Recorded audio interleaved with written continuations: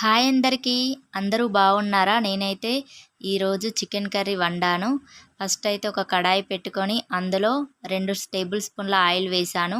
అందులోనే whole garam masala mix వేశాను. చిన్నగా తరిగిన ఆనియన్స్ వేసుకోవాలి. అందులోనే కొంచెం అల్లం ఎల్లిగడ్డ పేస్ట్ వేయాలి. ఇది మంచిగా ఫ్రై అయిన తర్వాత ఇందులోనే కొంచెం పసుపు యాడ్ చేయాలి. పసుపు కూడా యాడ్ చేసి మంచిగా కలిపిన తర్వాత ఇందులోనైతే చికెన్ వేయాలి.